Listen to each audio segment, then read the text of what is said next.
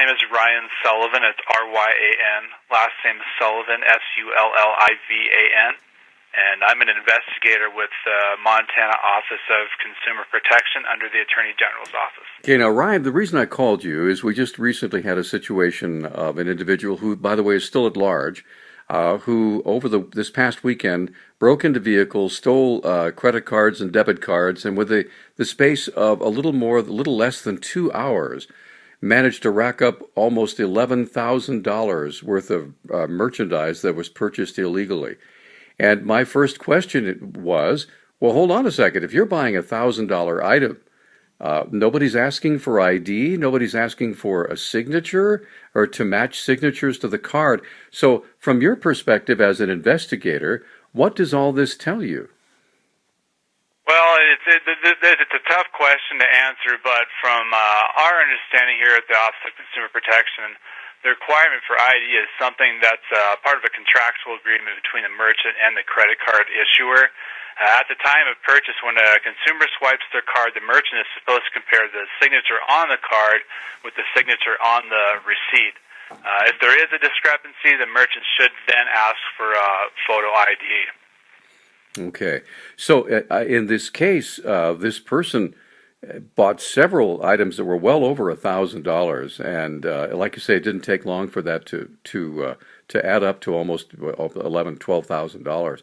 So what happens from here? Now, obviously, the person realized that their credit card was stolen or misappropriated, contacted the authorities, that sort of thing. So what kind of protection do they have? And then what happens to the merchant?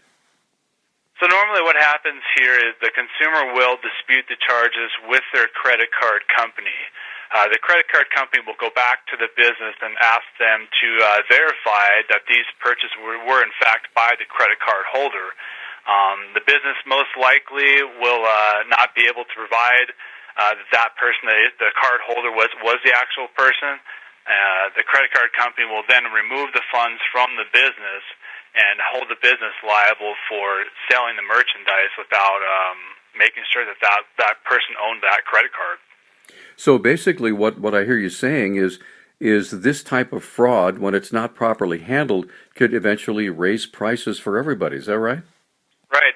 The consumer in the long run is going to be the person who loses because the credit card company will make sure to get their money back. The business will be out, and then the business will want to make up for those prices by raising everything. All right. So as a consumer, as someone who has a debit card and a credit card, give me some basics as to how I could make sure they don't get stolen or misappropriated. Sure. So, credit card fraud takes place in a variety of ways, and not all of it can be prevented. It's important to create obstacles and make it more difficult for somebody to get a hold of your credit card or the numbers. We always tell people to treat their credit cards as if they were cash.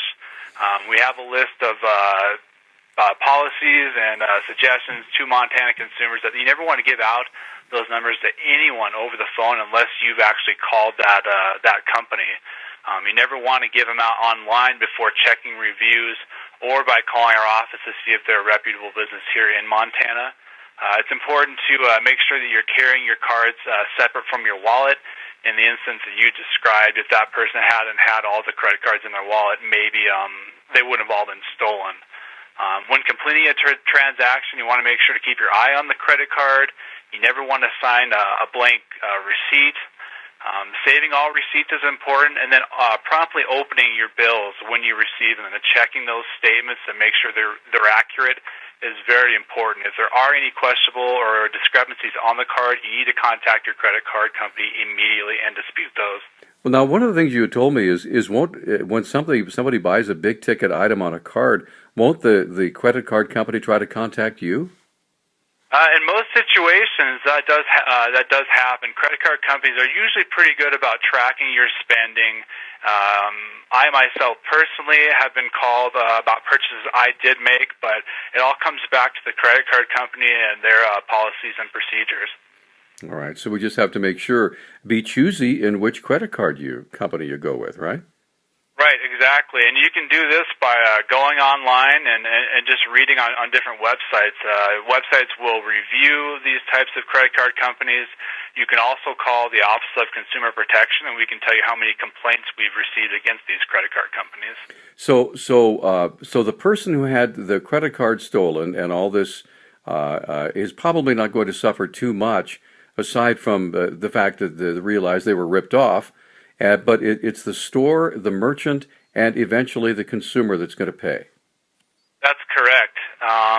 There's usually a small liability. The consumer usually only be responsible for $25 or $50 per card that was stolen. But, the important thing is when you realize that your credit card or debit card is missing, to go ahead and just report that to your bank or your credit card company, so you're not responsible for anything. All right, give us your phone number. How do we contact you guys? We can be contacted if you have a dispute against a merchant or a credit card company. Our office can step in and assist you. You can call us toll-free at 800-481-6896, or you can visit dojmt.gov.